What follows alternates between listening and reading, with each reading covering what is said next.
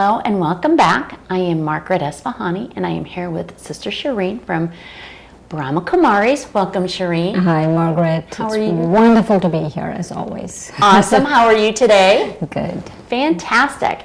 So today we are continuing, we are smack dab in the center of soul fitness. We are going to be doing conscience continued. And so we briefly talked about how the conscience can be, sort of suppressed and moved away. And so please now, in the very last part of our segment, you led us in a great exercise about making friends with our conscience. So why is that really important? So what happens is, on a mundane level, right, we really improve our relationships, we do all of those things. But on a more subtle level, we tend not to get deceived. We tend not to get deceived. Yes, many times we get deceived by things. Yes. When our conscience awakens, we tend not to get deceived. Correct. Okay. And also, there is a certain peace that comes. It's kind of essential to have a sustainable peace. Not just 5 minutes of peace when I sit in meditation here or there, but throughout the day, if I want sustainable peace, then I really need to awaken my conscience. Okay. So remind us briefly how I can awaken. And so one of the methods that we mentioned was about having a conversation. Correct. That to really make friends with it, to really acknowledge that it's there, if it's very subtle, and even though it's very subtle, it's there. So acknowledge that it's there and acknowledge that it's happening, that it's part of my life. And say hello to it every once in a while. And so this is that part of our lives where we really know there's an innate system, you can say, or a trigger that tells us what's right, what's wrong. Right. And so I have a tendency, and I said this before, where I will just repeat the same mistake over and over, or I'll have sort of a little bit of the same frustrations we had mentioned, being on the phone for 17 or 20 minutes just to get a simple answer, and it doesn't matter what sort of service organization you're calling, and so those frustrations build up. So what can I do, if you will, to sort of strengthen my relationship with my conscience, so I don't snap at someone in the heat of the moment? Do I contemplate? Do I, we talked about talking. Yes, I'll get to that, but I want to talk about one thing that actually leads to it. Okay, perfect. Leads to our conscience going to sleep. I want to talk about two things that our conscience, because we spoke about a few things in the yesterday's session, and I want to talk today about a few things. And one is that if we are too much of a materialistic person, yes, right? If we really, consume, like I know people who go shopping as therapy. Oh, right, retail therapy. Right. I've been guilty a little bit of that, a little bit. Like, are you for real? I mean, how sustainable is that? Correct, yes. And so, yes, we've all made that mistake where we think that some, especially some stores, you go in, you think, wow, I didn't know I needed this. Right. I really need this right now. Right. But anyway, so that not to be too materialistic, not to consume too much of the material world, and that really makes our conscience go to sleep. And the other thing is when our thoughts are too wasteful. We just thinking about things, about old issues, about this, about that, and what did this person say, and why did they say it, and this person did that, and that person did this. And so these kinds of old issues really make the conscience go to sleep. And so we first really, even before we come to a understanding of how to do it, we have to really understand why we need to do it. Correct, because you had just said something very interesting, that there's a lot of waste, if you will, in our thinking and our thoughts. And I'm seeing a big picture here when we talk about the mind, the intellect, and the impressions, and then the memories and the muscle memory and the repetitiveness of some of our behaviors. And then now how consciousness will come in and bite us, as you mentioned before, when those behaviors repeat itself. Yeah, guess how much of the thoughts that you had, how much percentage of the thoughts you had yesterday you have today?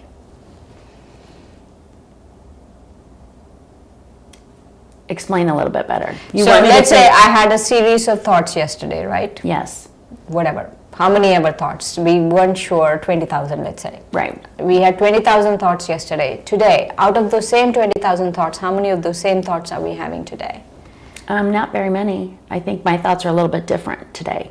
Today? Yeah, that's good. It's all hopefully to soul fitness. Oh, of course. And so, no, the reason why I was asking is apparently about 80% of our thoughts are repeat thoughts. Oh, okay. Well, then soul fitness is working because I'm changing the way I'm thinking. Right. So what was bothering me yesterday isn't necessarily bothering me today, because I have had time to self-reflect at night before I went to bed, and this morning when I got up, and prior to our conversation about how I can change. Right. So that's a great example right here and now on how soul fitness has helped me. But go back to your point about the majority of the time, and yes, I do get repped up. So go back to your point. So what I'm saying is that if we are having repeat thoughts, no? Yes. 80% are repeat thoughts and 80% are waste thoughts. Yes. Just waste thoughts that don't need to be there. And so if we are having these 80% of repeat thoughts, waste thoughts, how can we expect our life to be different? Correct. How can we say that, oh, we are stuck? Right. First we unstuck. Yes. What's going on inside? Right. And that's why we need to awaken. And there are like 3 reasons, main reasons, I feel that you need to understand why. We all need to understand this. And we need to keep reminding us of these are the 3 reasons why I need to awaken my conscience. Yes.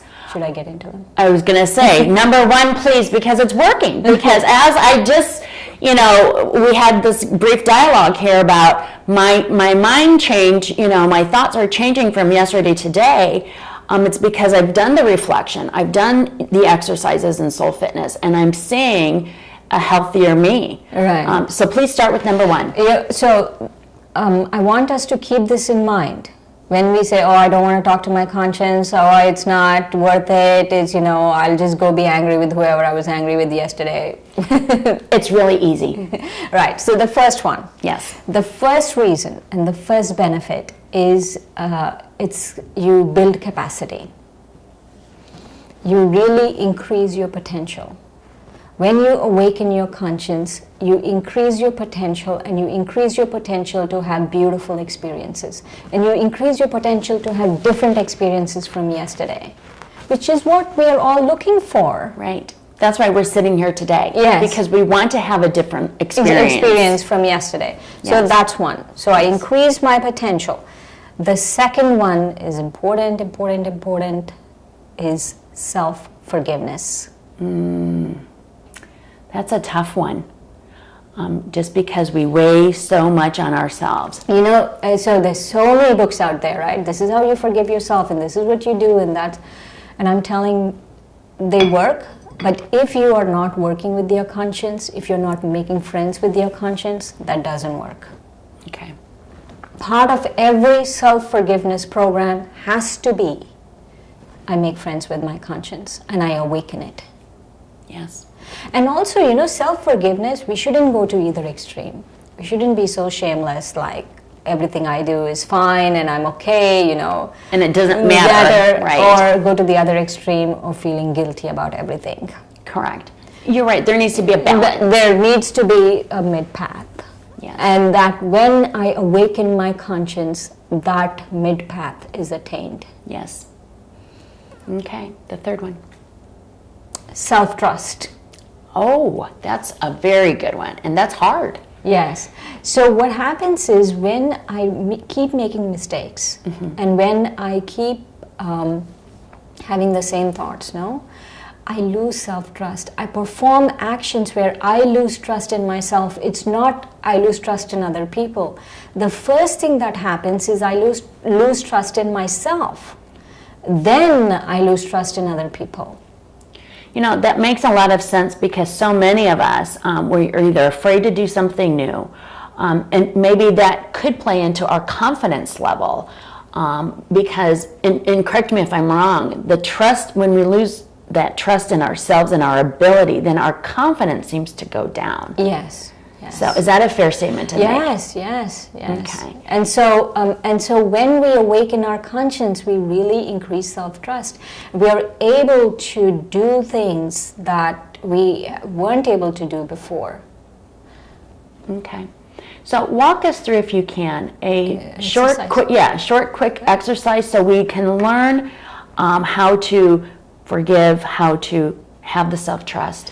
Okay, so awaken. each of them have a different meditation, right? Each of them, how to build self-trust or forgiveness is a very big topic, or capacity building. Spiritual capacity building also is a very big topic. But today we will just talk about how one aspect of awakening the conscience. Okay. That there are a couple of ways. Okay. Yes, yesterday we spoke about having a conversation. Correct. And today we will talk about having a understanding and contemplation. Okay.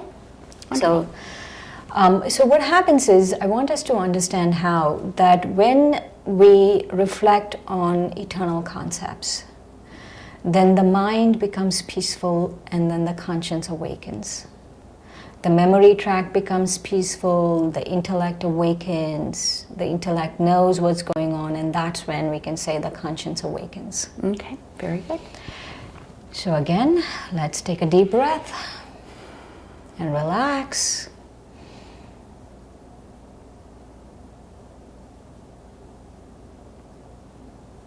And again, give your conscience a visual image. I'm going to visualize it as light, as a guiding light in my life. If you want to visualize it as a guiding angel, however you want to visualize it, it's fine. I'll visualize it as a guiding light. And this guiding light is my friend. I say hello to it. I welcome it into my awareness. And I say, you are welcome to be with me, to stay with me.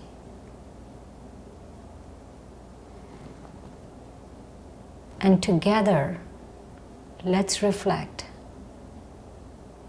on something that is going to make us strong together.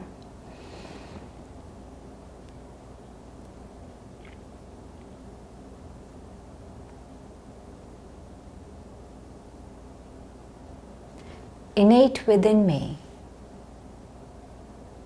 is the power to discern.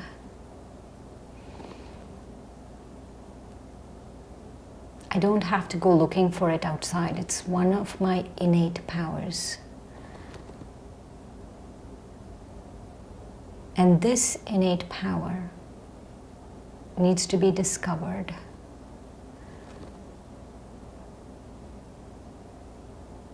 And together, you and I, you conscience, and I the soul, both of us,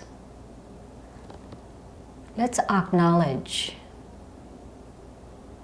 that I have the power to discern. Discern between right and wrong, truth and falsehood, reality and illusion. It's there. I'm a soul, I am light, and I have the power to discern.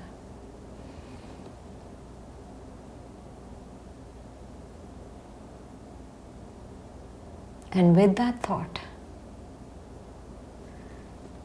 I gently come back to this room.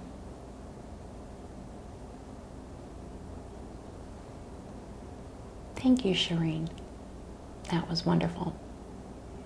I really like getting in touch with my conscience. Thank you. Thanks, Mom.